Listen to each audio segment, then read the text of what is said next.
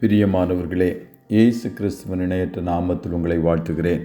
இந்த மன்னா டுடே என்ற டெய்லி பாட்காஸ்டை கேட்கிற உங்கள் ஒவ்வொருவரையும் கர்த்தர் தாமே ஆசீர்வதிப்பாராக. சங்கீதம் 11:3 இப்படியாய் கூறுகிறது, அஸ்திபாரங்களும் நிர்மூலமாகிறதே, நீதிமான் என்ன செய்வான் என்பதாக. அஸ்திபாரங்கள் ஃபவுண்டேஷன்ஸ் என்ற தலைப்பின் கீழ் இன்றைய மன்னாவை தியானிக்கப் போகிறோம். மேற்குறிப்பிட்ட அஸ்திபாரம் என்ற எபிரேய வார்த்தையின் அர்த்தம் சமூகம் மற்றும் சிவில் ஒழுக்கத்தை பற்றியதாகும்.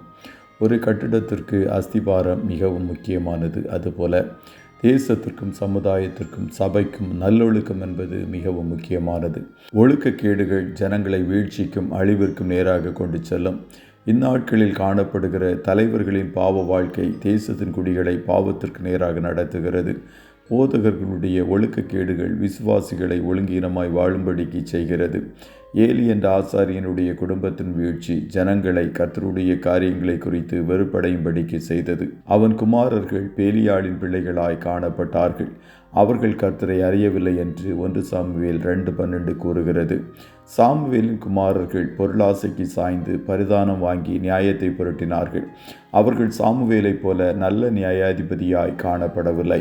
ஆகையால் இஸ்ரவேல் ஜனங்கள் தேவன் அவர்களுக்கு ராஜாவாக இருப்பதை விரும்பாமல் புறஜாதிகளுக்குள் இருக்கிறபடி எங்களை நியாயம் விசாரிக்கிறதற்கு ஒரு ராஜாவை ஏற்படுத்த வேண்டும் என்று கேட்டார்கள்.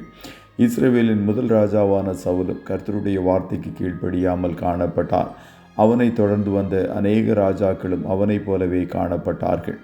ஆண்டவருடைய பார்வையில் கனத்துக்குரிய காரியங்களாய் காணப்படுகிற விவாகம், குடும்பம் என்பவை கூட இந்நாட்களில் வீழ்ச்சியடைந்து காணப்படுகிறது. இயேசு தன்னுடைய சொந்த இரத்தத்தை சிந்தி சம்பாதித்தது சபையாகும்.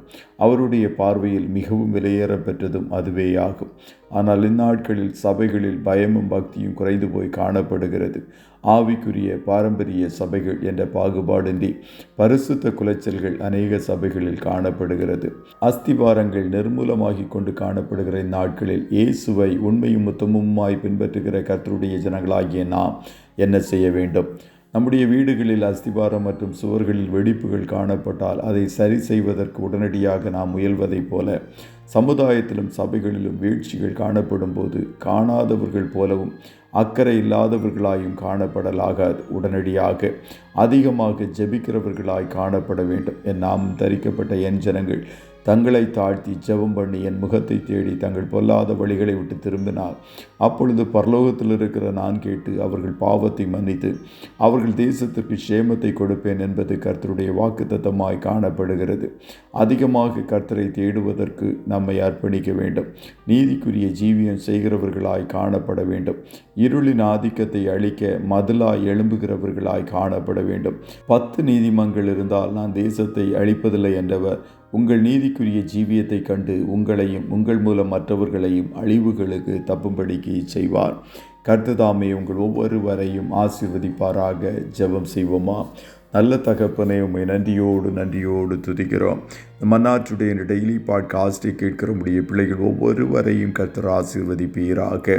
அப்பா, அஸ்திபாரங்கள் நிர்மூலமாகிற இந்த காலகட்டத்தில் கர்த்தருடைய பிள்ளைகளாகிய நாங்கள் நீதிக்குரிய ஜீவியம் செய்து இன்னும் அதிகமாய் ஜெபித்து தேசத்தையும் அதன் குடிகளையும் பாதுகாக்க மதிலாய் நிற்கும்படிக்கு கர்த்தர் நீர் கிருபை தாரும் என்று சொல்லி ஜெபிக்கிறோம். நான் தேசத்தை அழிக்காதபடி திறப்பிலே நிற்கவும் சுவரை அடைக்கவும் ஒருவனை தேடினேன் என்று அங்கலாய்த்த தேவன், அப்படிப்பட்ட ஒரு நபராய் நாங்கள் காணப்பட எங்களை அர்ப்பணிக்கிறோம். இந்த நாளிலும் உடைய பிள்ளைகள் கையிடுகிற எல்லா வேலைகளையும் ஆசீர்வதியும். போக்கிலும் வரத்திலும் கர்த்தர் நீர் உடனிருப்பீராக. அப்பா, உடைய பிள்ளைகளுடைய ஆத்மா வாழ்வது போல எல்லாவற்றிலும் இவர்கள் வாழ்ந்து சுகமாயிருப்பார்களாக. கண்ணின் மணி போல காத்தருளும். ஆட்டுக்குட்டியானவருடைய இரத்தத்தை ஒவ்வொருவர் மேலும் தெளித்து இயேசுவின் நாமத்தில் ஜெபிக்கிறோம் நல்ல பிதாவே. ஆமென்.